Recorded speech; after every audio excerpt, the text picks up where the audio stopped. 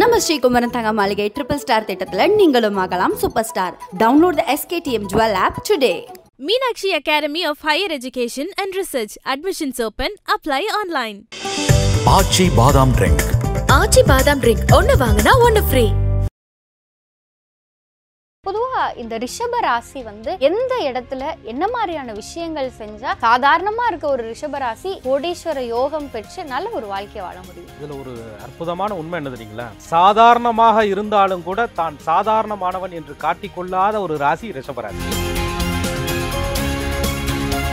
இவங்க வாழ்க்கையில நிறைய சிரமங்களை இவங்க பட்டிருந்தாலும் கூட இவங்களுக்கு ஒரு குறிப்பிட்ட கிரகங்களுடைய தசா புத்தி அப்படின்னு நம்ம ஜோதிடத்துல சொல்றாங்க. அதுதான் அந்த மூலத்திரிகோண அந்த அமைப்புல உட்கார்ந்து இருக்கக்கூடிய ராசியாதிபதி, 5ஆம் அதிபதி, 9ஆம் அதிபதி. இது ரிஷப ராசிக்கும் பொருந்தும், லக்னத்திற்கும் பொருந்தும். உங்களுக்கு ஒரு 3 பேருடைய சப்போர்ட், 3 பேருடைய உதவி, 3 பேருடைய அப்படி பார்வை, கடைக்கன் பார்வை உங்க ராசி மேல, அல்லது நீங்க எந்த லக்னத்துல வேணாலும் பிறந்துக்கங்க. நீங்க எந்த லக்னத்துல பிறந்திருந்தாலும் இந்த யோகாதிபதிகள் ரிஷபராசியிலே பிறந்த ஒரு பெண்கள் அந்த தைக்கிற பிளவுஸோட விலை 500 ரூபாயா இருக்கும். அதுல இருக்கிற கண்ணாடி 5000 இருக்கு. அதேபோல வீடு பாத்தீங்கன்னு சொன்னா ரொம்ப இதா கட்டியிருப்பாங்க, ஆனா அதுக்குள்ள இருக்கிற இன்டீரியர் அதிகமாக செலவு பண்ணுவார்கள். ரிஷபராசியிலே பிறந்த ஆண்கள் வாகனம் எளிமையா இருக்கும், ஆனா வாகனத்துக்குள்ள இருக்கக்கூடிய இன்டீரியர் எல்லாம் பாத்தீங்கன்னா ரொம்ப பிரம்மாண்டமா இருக்கும். அந்த ரிஷபராசிக்காரர்கள் எப்பயும் ஒரு வாசனாதி திரவியங்களை யூஸ் பண்ணிக்கிறது, எப்பயுமே தன்னை ஒரு அழகா வச்சுக்கிறது, ஒரு பொட்டு வச்சுக்கிறது, ஒரு நளினமா இருக்கிறது, ஒரு பேசுறது, இருக்கிற இடத்தை வசியப்படுத்துவது, கவர்வது, இப்படிப்பட்ட குணங்கள் எல்லாம் ரிஷபத்திட்ட இயற்கையாக இருக்குது. இதெல்லாம் செல்வம் வருவதற்கான ஒரு இடத்துல மங்களகரம் இருக்குது, ஒரு இடத்துல நல்ல நறுமணம் இருக்குது, ஒரு இடத்துல தெய்வீக சக்தி தானா அந்த கிரகத்திற்கு தகுந்த மூர்த்திகளையும் அந்த கிரகத்திற்கு தகுந்த வாழ்வியல் பரிகார முறைகளையும் நம்ம முன்னோர்கள் சொல்லி கொடுத்துட்டு போயிருக்காங்க. பல நூற்றாண்டுகளாக கட்டப்பட்ட ஆலயங்களும் கோவில்களும் நமக்காக காத்துக்கிட்டு இருக்கு. அதை சரியான நேரத்துல சரியான முறையறிந்து, சரியான ஓரையறிந்து, சரியான நட்சத்திரம் அறிந்து வழிபாடு பண்ணினாலே மிகப்பெரிய மாற்றங்கள் வாழ்க்கையில வரும். சரி, இப்ப அந்த 3 கிரகங்கள், அந்த 3 கிரகங்களினுடைய மூர்த்திகள் யார்? நிச்சயமா முத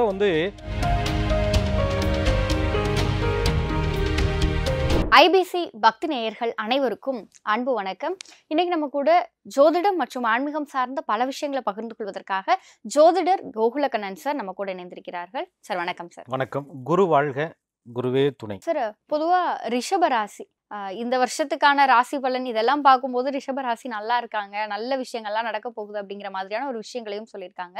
பொதுவா இந்த ரிஷப ராசி எந்த இடத்துல என்ன மாதிரியான விஷயங்கள் செஞ்சா சாதாரணமா இருக்க ஒரு ரிஷப ராசி கோடீஸ்வர யோகம் பெற்று நல்ல ஒரு வாழ்க்கையை வாழ முடியும்? சார், இதுல ஒரு அற்புதமான உண்மை என்ன தெரியுங்களா? சாதாரணமாக இருந்தாலும் கூட தான் சாதாரணமானவன் என்று காட்டிக்கொள்ளாத ஒரு ராசி ரிஷபராசி. அதாவது அவங்க சுக்கிரனுடைய அம்சம் பெற்றவர்கள். அவர்கள் ராசியில சந்திர பகவான் உச்சம் பெறார். அந்த பர்சனாலிட்டியை மெயின்டைன் பண்றதில்ல, தன்னிட்ட இல்லைனாலும் இருப்பது போல் காட்டிக்கொள்வதிலே, தன் கௌரவம் குறையாமல் வாழ்வதிலே, கெட்டாலும் மேன்மக்கள் மேன்மக்கள் என்று சொல்வதிலே ரிஷபராசிக்காரர்கள் ஒரு தனித்துவமான கலைநயம் கொண்டவர்கள். இவங்க ராசிநாதன் அப்படின்னு சொல்லக்கூடிய சுக்கிரனுடைய தயவால தான் இன்னைக்கு பல பேர் வீடு, வண்டி, வாகனம், காருங்கிற லக்ஸரி சுகங்களை, போக வாழ்க்கைகளை அனுபவிக்க முடியுது. ராகு பகவானுடைய தயவும் ரிஷபராசிக்கு இருந்துருச்சுன்னு சொன்னா இவங்களுக்கு கொடுக்காம வேற யாருக்கு கொடுக்க போறாரு? சுக்கிர பகவான். அதனால இவங்க வாழ்க்கையில நிறைய சிரமங்களை இவங்க பட்டிருந்தாலும் கூட இவங்களுக்கு ஒரு குறிப்பிட்ட கிரகங்களுடைய தசா புத்தி அப்படின்னு நம்ம ஜோதிடத்துல சொல்றாங்க. அதுதான் அந்த மூலத்திரிகோண அந்த அமைப்புல உட்கார்ந்து இருக்கக்கூடிய ராசியாதிபதி, 5ஆம் அதிபதி, 9ஆம் அதிபதி. இது ரிஷப ராசிக்கும் பொருந்தும், லக்னத்திற்கும் பொருந்தும். பொதுவா ஜோதிடம் பார்க்கும்போது ஒரு லக்னத்திற்கு கிரகங்கள் எங்க உட்கார்ந்துருக்குன்னு தான் பார்ப்போம். ராசி அப்படிங்கிறது அவங்க எந்த அளவுக்கு உறுதியா இருக்கிறாங்க, அந்த ராசிக்கு கோச்சார கிரகங்கள் என்ன பண்ணும் அப்படின்னு பார்ப்போம். ஆனா நமக்கு ரிஷபராசின்னு அப்படின்னு எடுத்துக்கும் போது அந்த காலச்சக்கரத்துக்கு 2ஆம் இடம் தனஸ்தானம், கர்ம ராசி அப்படின்னு பேரு. கர்மம்னா என்ன? கர்மத்தின் பயனா பிறந்துட்டேனா, எதுவும் கர்மம் பண்ணி தொலைச்சிட்டேனா அப்படின்ற குழப்பம் இல்லை. கர்மம் என்றால் உழைப்பு. என் உழைப்புல 10 பைசா இருந்தாலும் என் பாக்கெட்ல இருக்கணும். என் உழைப்புக்கு எனக்கு மரியாதை கிடைக்கணும். என் உழைப்புக்கு தகுந்த ஆதாயம் கிடைக்கும். உங்களுக்கு ஒரு 3 பேருடைய சப்போர்ட், 3 பேருடைய உதவி, 3 பேருடைய அப்படி பார்வை, கடைக்கன் பார்வை உங்க ராசி மேல, அல்லது நீங்க எந்த லக்னத்துல வேணாலும் பிறந்துக்கங்க. நீங்க எந்த லக்னத்துல பிறந்திருந்தாலும் இந்த யோகாதிபதிகள் உங்களுக்கு சொல்லக்கூடிய ரிஷப ராசிக்கு யோகாதிபதினு சொல்லக்கூடிய சுக்கிரன், புதன், சனீஸ்வர பகவான். சுக்கிர பகவான் ராசியாதிபதி பிளஸ் 6ஆம் அதிபதி, புதன் பகவான் தனாதிபதி பிளஸ் 5ஆம் அதிபதி, சனீஸ்வர பகவான் 9ஆம் அதிபதி பிளஸ் 10ஆம் அதிபதி அப்படின்னு சொல்லக்கூடிய இந்த அமைப்புகளில் வர்றதுனால இவங்க நல்ல பொசிஷன்ல இருந்து, நல்ல நிலைகளில் இருந்து, அல்லது அவர்களுடைய நட்சத்திர சாரங்களிலே, இப்போ பரணி பூரம் பூராட நட்சத்திரத்தில் ஒரு கிரகம் நிற்குது ரிஷபத்துக்கு, ஆயில்யம் கேட்டை ரேவதியில் ஒரு கிரகம் நிற்குது, பூசம் அனுசம் உத்திரட்டாதி நட்சத்திரத்தில் ஒரு கிரகம் நிற்குது. இதெல்லாம் கூட நீங்கள் செய்த புண்ணியத்தின் பலனாக உங்களுக்கு ஏதாவது நல்லது பண்ண முடியாதா, உங்கள் வாழ்க்கையை ஏதாவது உயர்த்த முடியாதா அப்படிங்கிற ஒரு நோக்கத்தோடு அந்த கிரகங்கள் காத்துக்கிட்டே இருக்கும். நம்ம செய்ய வேண்டியது அந்த கிரகத்திற்கு தகுந்த மூர்த்திகளையும் அந்த கிரகத்திற்கு தகுந்த வாழ்வியல் பரிகார முறைகளையும் நம்ம முன்னோர்கள் சொல்லி கொடுத்துட்டு போயிருக்காங்க. பல ஆயிரம் பல நூற்றாண்டுகளாக கட்டப்பட்ட ஆலயங்களும் கோவில்களும் நமக்காக காத்துக்கிட்டு இருக்கு. அதை சரியான நேரத்தில் சரியான முறையறிந்து, சரியான ஓரை அறிந்து, சரியான நட்சத்திரம் அறிந்து வழிபாடு பண்ணினாலே மிகப்பெரிய மாற்றங்கள் வாழ்க்கையில் வரும். வந்தவர்கள் இருக்கிறார்கள். சரி, இப்ப அந்த 3 கிரகங்கள், அந்த 3 கிரகங்களினுடைய மூர்த்திகள் யாரு, அந்த விஷயங்களை டீட்டெயிலா சொல்லி. நிச்சயமா இது ஒரு நிலத்தத்துவ அடிப்படையில் வர ஒரு ராசி ரிஷப ராசி அப்படின்னு பேர். ஒரு ஸ்திரமான ஒரு ராசி, ஒரு உறுதியான மனநிலை இவர்கள்ட்ட எப்பயுமே இருக்கும். அதாவது தன்னுடைய அழகுக்கும் தன்னுடைய திறமைக்கும் ரொம்ப ரொம்ப மெனக்கிடக்கூடிய ஒரு ராசி அப்படின்னு சொன்னால் ரிஷபராசி. நான் ரொம்ப இயல்பாக சொல்லுவது உண்டு. ரிஷபராசியிலே பிறந்த ஒரு பெண்கள் அந்த தைக்கிற பிளவுஸோட விலை 500 ரூபாயா இருக்கும். அதில் இருக்கிற கண்ணாடி 5000 இருக்கும். அதோட வீடு பார்த்தீங்கன்னு சொன்னால் ரொம்ப இதாக கட்டியிருப்பாங்க. ஆனால் அதுக்குள்ளே இருக்கிற இன்டீரியர் அதிகமாக செலவு பண்ணுவார்கள். ரிஷபராசியிலே பிறந்த ஆண்கள் வாகனம் எளிமையாக இருக்கும். ஆனால் வாகனத்துக்குள்ளே இருக்கக்கூடிய இன்டீரியர்லாம் பார்த்தீங்கன்னா ரொம்ப பிரம்மாண்டமாக இருக்கும். அந்த ரிஷபராசிக்காரர்கள் எப்பயும் ஒரு வாசனாதி திரவியங்களை யூஸ் பண்ணிக்கிறது, எப்பயுமே தன்னை ஒரு அழகாக வச்சுக்கிறது, ஒரு பொட்டு வச்சுக்கிறது, ஒரு நளினமாக இருக்கிறது, ஒரு பேசுறது, இருக்கிற இடத்தை வசியப்படுத்துவது, கவர்வது, இப்படிப்பட்ட குணங்கள் எல்லாம் ரிஷபத்திட்ட இயற்கையாக இருக்குது. இதெல்லாம் செல்வம் வருவதற்கான சூட்சமம். ஒரு இடத்துல மங்களகரம் இருக்குது, ஒரு இடத்துல நல்ல நறுமணம் இருக்குது, ஒரு இடத்துல தெய்வீக சக்தி தானாக வந்துடும். ஒரு இடத்துல சுத்தம் இருந்தால் லட்சுமி குடியிருப்பாள்ங்கிறது நம்ம சாஸ்திரம். அப்போ ரிஷபராசி அம்சமாக பெற்ற அந்த சுக்கிரன் மகாலட்சுமி அம்சமாக சொன்னதனுடைய காரணமே நீங்கள் ரிஷபத்தின் அதிபதியான சுக்கிரனை அம்சமாக பெற்றதுனால். அந்த லட்சுமி உங்கள் வீட்டில் வரணும்னா சுக்கிரன் பலமாக இருக்கணும். சுக்கிரனை பலப்படுத்துறதுக்கு என்னெல்லாம் செய்யலாம் அப்படின்னு போது முதல்ல சுத்தம், அது உங்கள்கிட்ட இயற்கையிலே இருக்குது. அப்போ நல்ல ஆடைகள், ரிஷபராசியில் பிறந்தவங்க அது எளிய விலையாக இருந்தாலும் சுத்தமான தூய்மையான ஆடைகளை பயன்படுத்துவது இவர்களுக்கு செல்வ வளத்தை தேடித்தரும். அதே போல் எப்பயுமே இவர்கள் வீட்டில் ஒரு மகாலட்சுமியினுடைய தீபம் காலை மாலை 2 நேரத்தில் அந்த தீபம் என்பது எரிந்துக்கிட்டே ஜோதி எரிந்துக்கிட்டே இருக்கிற மாதிரி இவங்க பயன்படுத்திக்கணும். இவங்க தொழில் செய்கிற இடத்துலையோ அல்லது இவங்களுடைய முக்கியமான முடிவெடுக்க போகும்போதோ ஒரு வெண்மை நிற கைக்குட்டைகளை எப்பயுமே பயன்படுத்திக்கிறது. ஒரு வாட்டர் பாட்டில், ஒரு தண்ணி பாட்டில், அடுத்தவர்களுடைய பார்வைக்கு படுற மாதிரி ஒரு தண்ணி பாட்டில் அந்த இடத்துல இருக்கிறது. பார்த்தோன்னே வந்தோடனே ஒரு தண்ணி குடிங்க சார். அன்னைக்கு கூட செம்பு பாத்திரத்தில் தண்ணி கொடுப்பாங்க வீட்டுக்கு வரும்போது. அந்த ரிஷபராசிக்காரர்கள் அவங்க கையில் நீங்கள் தண்ணி வாங்கி குடிங்க, அவங்களுடைய லட்சுமி கடாட்சி உங்களுக்கும் வரும். அப்போ அவங்க இருக்கிற இடத்துல ஒரு தண்ணீர் பாட்டில் இருக்கிறது, ஒரு வாசனாதி திரவியம், எப்பயுமே ஒரு நறுமணம், ஒரு பூ, அழகான வர்ண பூக்கள் கொண்ட படங்கள் வீட்டிலே இருப்பது, வரவேற்பறையில் இருப்பது, இதெல்லாமே ரிஷபராசிக்கு சுக்கிரனை மிக அதிகமாக பயன்படுத்தும். தானியத்தில் மொச்சைன்னு சொல்கிறாங்க. நான் ரிஷபராசியில் பிறந்தவருங்க, நான் வெள்ளிக்கிழமை அன்றைக்கு மொச்சை போன்ற பொருட்களை வாங்கி வீட்டில் சேகரிப்பது, அதை அவித்து தானமாக கொடுப்பது. நான் ரிஷபராசியில் பிறந்திருக்கேன், நான் வெள்ளிக்கிழமை சுண்டல் தான் சாப்பிடுவேன் அப்படின்னு உட்காரக்கூடாது. உங்களுக்கு குரு அஷ்டமாதிபதியாக போயிடுவார். தேவையில்லாத அவமானங்கள் பிரச்சனைகள் எல்லாம் உங்களுக்கு குரு தான் கொடுப்பார். அப்போ நீங்கள் சுக்கிரனை அம்சமாக பெற்றதுனால அசுர குருவாக இருந்தாலும் கூட அவர் தான் போகங்களுக்கு சுகங்களுக்கு எல்லாத்துக்கும் ஆதிபத்தியமாக இருக்கிறதுனால அந்த சுக்கிரனுடைய தயவு வேணும்னா மகாலட்சுமியை ரொம்ப பிரீத்தி பண்ணிக்கணும். தாமரை மணி மாலை நீங்கள் கழுத்தில் அணிஞ்சிக்கலாம். அதுக்கு சில முறைகள் இருக்குது, அதை பயன்படுத்திக்கலாம். துளசி அதிகமாக வாங்கி உணவுவது, துளசி தீர்த்தம் அருந்துவது, அதாவது துளசி அதிகமாக சாப்பிட்றது, துளசி தீர்த்தங்கள் குடித்து வருவது, மகாலட்சுமி கோயிலில் தாமரை பூ வாங்கி கொடுப்பது, மகாலட்சுமியினுடைய பாத தரிசனம் செய்து வருவது, பரணி பூராட நட்சத்திர நாட்களிலே, பரணி நட்சத்திரமும் பூர நட்சத்திரமும் பூராட நட்சத்திரமும் சுக்கிரனுடைய நட்சத்திரங்கள், இந்த நட்சத்திர நாள்களிலே நீங்கள் திவ்ய தேசம் போகணுங்கிறது இல்லை. உங்கள் பக்கத்தில் இருக்கிற பெருமாள் கோயிலில் போய் நமஸ்காரம் பண்ணுறது, அந்த பெருமாள் கோயில் வாசலில் போய் உட்கார்றது, லக்ஷ்மியை கொண்டுட்டு சேர்க்கிறது, இதெல்லாமே பார்த்தீங்கன்னா அந்த சுக்கிரன் தான் உங்களுக்கு கொடுப்பார். அடுத்து இந்த ராசிக்காரர்களுக்கு 5ஆம் அதிபதி, அவர் தான் தனாதிபதி அப்படின்னு சொல்லக்கூடிய புதன். ரொம்ப கணக்கு பார்க்குற ஒரு ராசி. கணக்கு அப்படின்னு சொன்னால் எப்படி கணக்கு பார்ப்பாங்கன்னா, தன்னுடைய உழைப்புக்கும் தன்னுடைய எதிர்காலத்திற்கும் தன்னுடைய குழந்தைகளுக்கும் தன்னுடைய தாய் தந்தையருக்கும் என்னால் ஒரு சிரமமும் வந்துடக்கூடாது, நான் கடன் போட்டுட்டேங்கிற பிரச்சனை வீட்டுக்கு போயிடக்கூடாது, ஏன் கடனை அடுத்தவர்கள் தூக்கி செமக்கக்கூடாது அப்படின்ற ஒரு எண்ணம் அந்த புதன் கணக்கன் அப்படிங்கிறதுனால கணக்கு போட்டுக்கிட்டே இருப்பாங்க. இப்படி போனால் இப்படி வந்துருமா, அப்படி போனால் இப்படி வந்துருமா அப்படின்னு இவங்க கணக்கு போட்டுக்கிட்டே இருப்பாங்க. ஆனால் காலச்சக்கரத்தினுடைய அமைப்பு எப்படி இருக்கு பாருங்க. இவங்க தனாதிபதினு சொல்லக்கூடிய புதனே, பூர்வ புண்ணியாதிபதினு சொல்லக்கூடிய புதன் பகவானே இவர்களுடைய ராசிக்கு 11ஆம் இடம்னு சொல்லக்கூடிய லாபஸ்தானத்தில் போய் நீச்சம் அடைகிறதுனால தன்னுடைய லாபத்தை கருதி ஒரு விஷயத்தை இவங்க செய்ய போகும்போது இவங்களுக்கு லாபம் இல்லாமல் போயிடுது. அடுத்தவர்களுடைய லாபத்தை கருதி இவர்கள் ஒரு விஷயத்தை செய்ய போகும்போது அடுத்தவர்களுக்கு லாபமாக போயிடுது.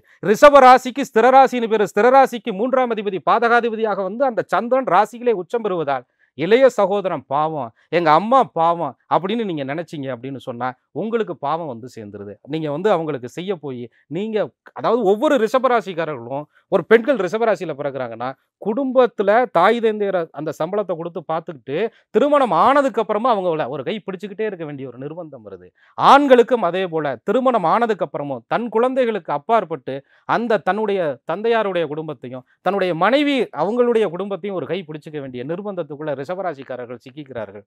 அப்புறம் இவங்களுக்கு ஒரு பெரிய நெருடல் என்ன தெரியுங்களா? அந்த குரு அஷ்டமாதிபதியா அவங்களுக்கு வர்றதுனால நிறைய அவமானங்கள், காசு பணத்தினால, குருதான தனம், பெரிய மனுஷன் அப்படின்ற விஷயங்கள்ல இவங்களுக்கு வந்து சின்னதா நல்லது செய்ய போய் ஏதாவது ஒரு விஷயத்துல சல்லாபங்கள்ல கெட்ட பேர்கள் ஏற்பட்டு போயிடுறது. ரொம்ப நேர்மையா இருந்தாலும் கூட ஏதோ ஒரு அப்படி ஒரு பேச்சுவார்த்தைகள்ல எளிமையாக பேசின விஷயங்கள் கூட பரவலாக ஒரு வைரல் ஆகி போயிடுறது. இதெல்லாமே ரிஷபராசிக்காரர்கள் காசை அதுலயே நினைச்சு இழந்துருவாங்க. அப்ப இந்த புதன் அப்படிங்கிற விஷயம் வந்து உங்களுக்கு லாபத்தை கருதி செய்ய போகும்போது சில பிரச்சனைகளை கொடுக்குது, அல்லது புதன் பகவானுடைய ஆதிக்கம் உங்களுக்கு பாதிப்பா இருக்குது அப்படின்னு சொன்னா புதன் சார்ந்த வழிபாடுகளை, புதன் சார்ந்த தான தர்மங்களை நீங்க அதிகப்படுத்திக்கிட்டே இருக்கணும். என்ன மாதிரியான விஷயங்கள் சார்? புதன்னாலேமா எழுத்து, புதன் அப்படின்னு சொன்னா டாக்குமெண்ட், புதன் அப்படின்னு சொன்னா கல்வி, அதுதான் அந்த புதனுக்கான முக்கியமான நுட்பங்கள். அதே போல நிறைய கல்வி கற்கக்கூடிய குழந்தைகளுக்கு நிறைய தான தர்மங்கள் நீங்க அடிக்கடி செஞ்சுக்கிட்டே வரணும். அப்போ அந்த புதன்கிழமை அன்னைக்கு மகாவிஷ்ணுவை நீங்கள் வந்து வழிபாடு பண்ணிக்கிட்டே இருக்கணும். அடிக்கடி மகாவிஷ்ணுவை நீங்கள் வந்து புதன்கிழமை மகாவிஷ்ணுவுடைய மந்திரங்களை சொல்லிக்கிட்டே இருக்கணும். புதன்கிழமை அன்னைக்கு பாசிப்பயிறு உணவிலே அதிகம் சேர்த்து கொள்ள வேண்டும். பச்சை நிறத்திலான பொருட்களை அதிகம் பயன்படுத்தணும். பச்சை நிறம் கொண்ட பொருட்களுக்கு நிறைய உதவிகள் செய்யணும். நிறைய தாவரங்கள், நிறைய வந்து பூச்செடிகள் ரிஷபராசிக்காரர்கள் பராமரித்துக்கிட்டே வரணும். அப்ப சாதாரணமா ஒரு ரோட்ல செடி மரம் வச்சு விட்டு அதை பராமரிச்சா கூட இந்த ரிஷபராசிக்காரங்களுக்கு ஆமா, அது பெரிய புண்ணியம். இது எல்லாத்துக்கும் மேல ஒரு பெரிய புண்ணியம் என்ன இருக்குன்னா, இன்னைக்கு எல்லா ஆலயங்கள்லையும் எப்படி இருக்குன்னு பாருங்க. கார்ப்பரேட் கம்பெனியை விட ரொம்ப மோசமாக போயிட்டு வருது.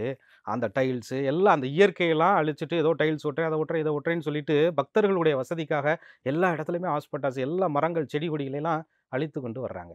அப்படி நீங்கள் வந்து அதை அழிக்காமல் பார்த்துக்கணும். அந்த மாதிரி கோவில்களுக்கு நிறையா போய் நிறைய மரம் செடி கொடி வளர்க்கிறது, அந்த கோவிலை உழவார பணி செய்கிறது, அந்த கோவிலுக்கு பூச்செடிகள் வாங்கி கொடுக்கறது, அந்த இடத்துல ஒரு கார்டன் அமைச்சு கொடுக்கறது, இதெல்லாமே ரிஷபம் செஞ்சால் புதன் வந்து மிகப்பெரிய வலிமை அடைவார். அதுக்கப்புறம் புதன்னா பேச்சு, நல்ல சொற்பொழிவாளர்கள், ரிஷபத்தில் பிறந்தவர்கள், நிறைய பேசுறது, நிறைய பேருக்கு ஏதாவது ஒரு விஷயத்தை வந்து அட்வைஸ் பண்ணுறது, ஒரு புத்தகம் வாங்கி கொடுக்கறது, ஒரு வாழ்வியல் வந்து அவங்க வாழ்க்கையில் கடைபிடி, ஒரு தம்பதிகள் சௌகரியம் இல்லாமல் இருக்காங்க, இப்படி இருந்தால் எப்படி அப்படின்னு சொல்லக்கூடிய கவுன்சிலிங் பண்ணுறதுல ரிஷபராசிக்காரர்கள் கெட்டிக்காரர்கள். அந்த மாதிரி ஒரு விஷயங்களை செஞ்சு உங்களால் ஒரு குடும்பம் நல்லா இருந்துச்சுனாலே புதன் வந்து உங்களுக்கு வலிமை அடைவார். அதே பேச்சுனால நீங்கள் வந்து கர்மாவை சம்பாரிச்சுக்கிட்டீங்கன்னா புதன் பெரிய செல்வத்தை ரிஷபராசிக்காரர்களுக்கு இலக்க வைத்து விடுவார்.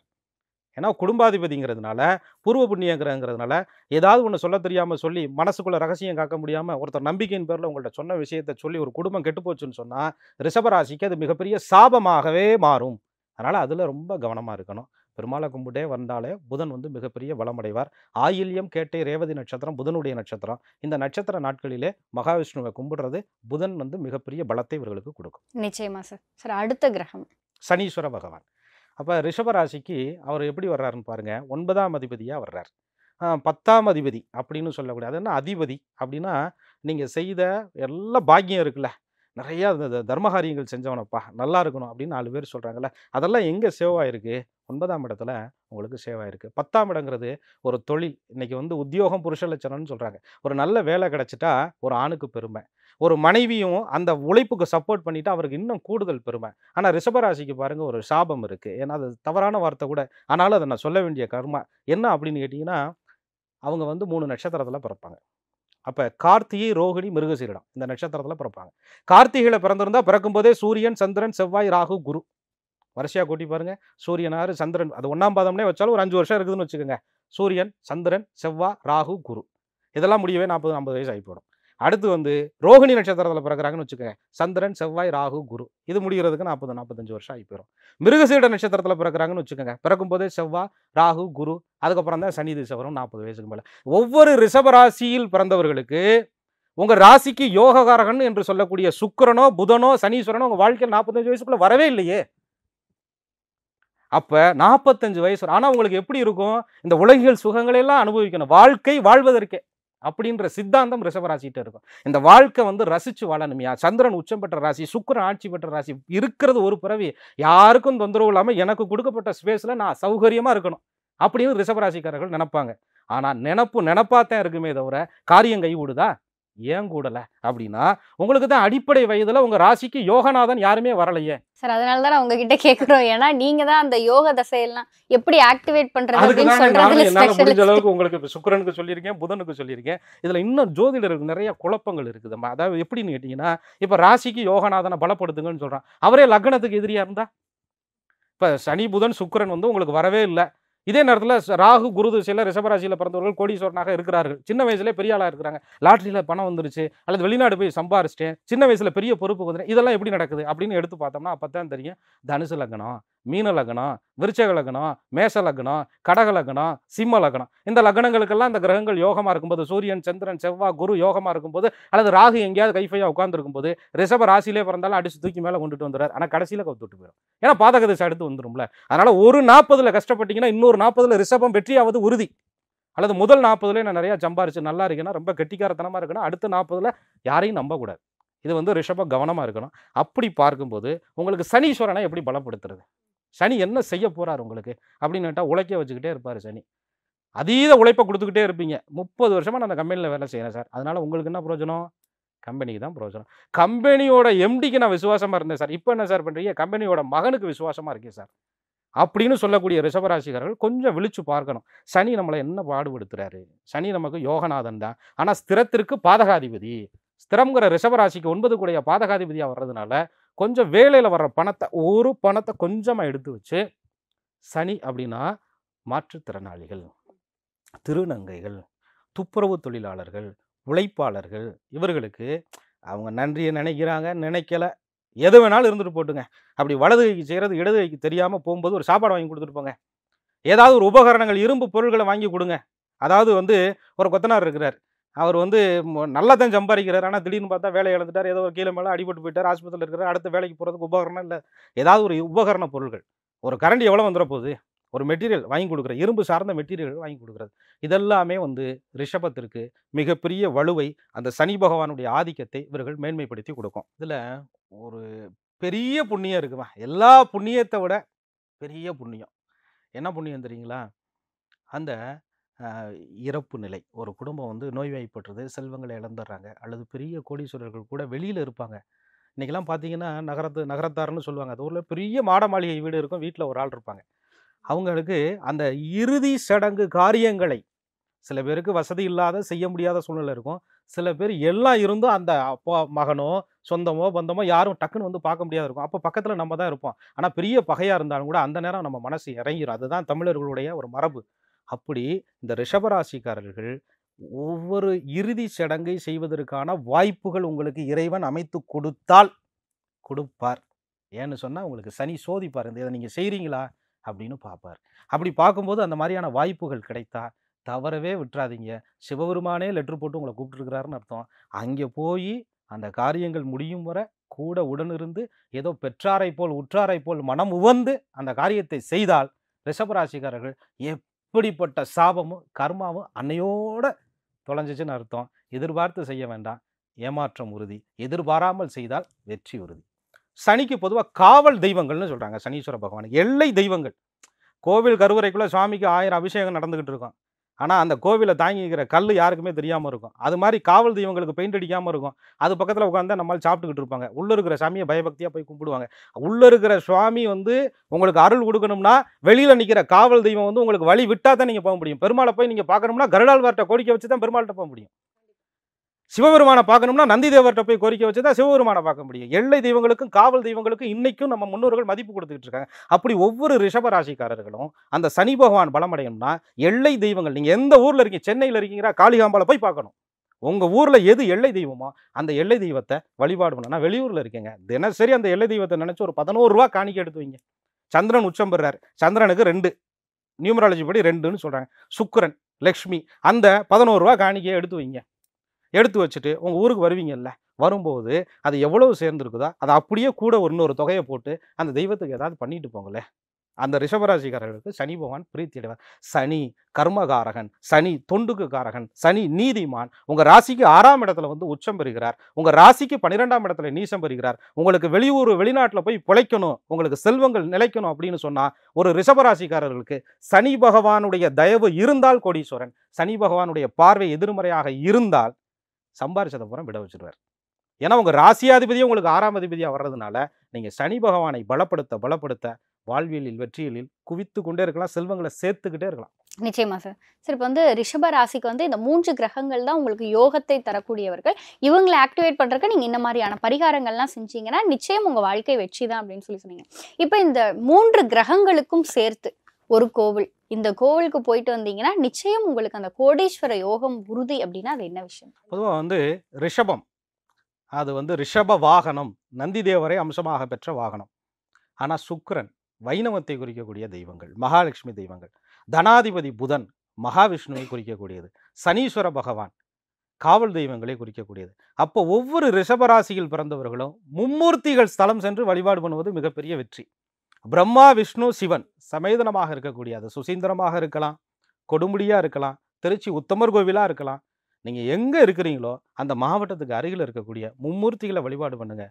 வெளியூரில் இருக்கேன்னு சொன்னால் காலையில் எந்திரிச்சு அந்த மும்மூர்த்திகளை நினைத்து வழிபாடு பண்ணுங்கள். ரிஷபராசிக்காரர்களுக்கு மாபெரும் வெற்றியாக இருக்கும். சார், இப்போ பொதுவாக ரிஷபராசிக்காரங்க வந்து இந்த விஷயங்களை செய்யாதீங்க, இதில் கொஞ்சம் கவனமாக இருங்க அப்படின்னா அது என்ன மாதிரியான விஷயம்? பொதுவாக வந்து ஒரு மனுஷனுக்கு வாழ்க்கையில் 2 தடவை மரணம். ஒன்று வந்து ஆயுள் முடிஞ்சா, இன்னொன்று வாழும்போதே அவமானப்பட்டா. அப்போ ரிஷபராசிக்கு குரு வந்து அஷ்டமாதிபதி, திட்டமாக கெடுப்பான், நட்டபேர் தீச்சுடுவார், சுகத்தை கொடுப்பது போல் கொடுத்து கெடுப்பாருங்கிறாங்க. உங்களுக்கு ரொம்ப புகழை கொடுக்குற மாதிரி கொண்டு போகிறாரு, அல்லது புகழை நீங்களே கிரியேட் பண்ணுறீங்க, அல்லது உங்களை ரொம்ப ஒருத்தர் புகழ்ந்து பேசுகிறாரு, அல்லது அவர் இந்த பணத்தை இப்படி போட்டால் ரெட்டிப்பாகணும் உங்களை ஆசை வார்த்தையை காட்டுறாரு, அந்த தனத்தை வச்சு உங்களை வந்து பிளாக்மெயில் பண்ணுறாரு, அல்லது உங்களுடைய ஆசைகளை தூண்டுறாருன்னா அந்த விஷயத்தை நீங்கள் தவிர்த்தரணும். கோட்டு போகிற ஆள் பெரிய மனுஷன் ஆக மாட்டார், அவர் பெரிய மனுஷன் ஆகிட்டு போயிட்டே இருப்பார். அதே மாதிரி குரு ஆன்மீகத்திலே 2 ரகம் இருக்குது. அதில் வந்து ஒரு எப்படி சொல்கிறதுனா, போலியான போதனைகள், போலியான உபாசனைகள், போலியான இடத்துல போய் சரணாகதி அடைந்து தன் வாழ்க்கையை அழித்து கொள்வது. அது வந்து ரிஷபத்துக்கு குரு அஷ்டமாதிபதியாக வர்றதுனால கொஞ்சம் குரு தேர்வு பண்ணுறதுக்கு முன்னாடி, குரு உங்களை தேர்வு பண்ணுறதுக்கு முன்னாடி அந்த படைத்த சிவனை, அந்த படைத்த பிரம்மனை நினைத்துட்டு குரு அமையணும்னு வேண்டிக்கங்க. நல்ல குரு அமைந்தால் சரியான வெற்றி. குருவை உங்களுக்கு கிடைக்கும் போது கொஞ்சம் கவனமாக, அது எல்லாத்தையும் சரணாகதி அடைஞ்சிடாமல் கவனத்தோடு இருக்கிறது ரொம்ப நல்லது. ரிஷபராசிக்கு செவ்வாய் 12-7 கூடையவராக வர்றாரு. 7ஆம் இடங்கிறது குடும்பம், மன வாழ்க்கை, களத்திரஸ்தானம்னு சொல்கிறாங்க. 12ஆம் இடங்கிறது ஐயன சயன போகஸ்தானம்னு சொல்கிறாங்க. அதீதமாக பயணங்கள் ஏற்பட்டு அதீதமாக அலைச்சல்களை ஏற்படுத்திக்கிட்டு ரத்தம் சம்மந்தப்பட்ட, உஷ்ணம் சம்மந்தப்பட்ட பிரச்சனைகளையும், மன வாழ்க்கையில் தாம்பத்திய பிரச்சனைகளையும் அதிகம் ரிஷபராசிக்காரர்கள் சுக்கிரன் அம்சமாக இருக்கிறதுனால ஆர்வம் இருக்கும். செவ்வாய் பாதகாதிபதியாக இருக்கிறதுனால அது சம்மந்தப்பட்டது வாய்ப்புகள் எல்லாம் வெளிநாடு அங்கேயும் சுற்றி அலைஞ்சு உடம்பை கெடுத்துக்கிறது. இதனால் குடும்பத்தில் பிரச்சனைகள் வரும். அந்த மாதிரி விஷயங்கள் உங்களுக்கு வராமல் இருக்கணும்னு சொன்னால் அந்த பெருமாளை கும்பிடுங்க, பெரிய நன்மைகள் உங்களுக்கு கிடைக்கும். சார், ரிஷபராசிக்காரங்களுக்கு வந்து A to Z எல்லா விஷயத்தையுமே ரொம்ப தெளிவாக சொன்னீங்க சார். இன்னொன்று நீங்கள் பேச பேச வந்து எவ்வளோ கவலை இருந்தாலும் ரிஷபராசிக்காரங்க வந்து மோட்டிவேட் ஆகிற அளவுக்கு ஒரு எனர்ஜி பூஸ்டராகவே நீங்கள் சொன்ன விஷயங்கள் இருந்துச்சு. நிச்சயம் இதை பார்த்துட்டு இருக்க ரிஷபராசிக்காரங்க வந்து அவங்களுடைய வாழ்க்கை சாதாரண நிலைமையிலிருந்து உயரத்துக்கு போகிறதுக்கும் அவங்களுக்கான அந்த கோடீஸ்வர யோகம் கிடைக்கிறதுக்கும் இந்த 3 கிரகங்களுக்கான பரிகாரங்கள் உங்களுடைய வாழ்வியலில் எளிமையான முறையில் செஞ்சுட்டு இந்தந்த கடவுள்களை வணங்குனீங்கன்னா நிச்சயம் உங்களுக்கு வெற்றியும் உயரமும் நிச்சயமாக கிடைக்கும் அப்படிங்கிற மாதிரியான பல விஷயங்களை நீங்கள் எங்களோட பகிர்ந்துக்கிட்டீங்க. நிச்சயம் இதை பார்த்துட்டு இருக்க நேயர்கள் அவங்களுடைய வாழ்க்கையிலும் முன்னேற்றமும் வெற்றியும் சாத்தியமாகுங்கிற நம்பிக்கை எங்களுக்கு இருக்கு. உங்களுடைய இந்த நேர்காணலுக்கு நன்றி சார். நன்றி. குரு வாழ்க, குருவே துணை. நம்ம ஸ்ரீகுமரன் தங்க மாளிகை ட்ரிபிள் ஸ்டார் திட்டத்துல நீங்களும் ஆகலாம் super star. Download the SKTM Jewel app today. Meenakshi Academy of Higher Education and Research. Admissions open. Apply online. ஆச்சி பாதாம் ட்ரிங்க். ஆச்சி பாதாம் ட்ரிங்க் ஒன்னு வாங்கினா ஒன்னு ஃப்ரீ.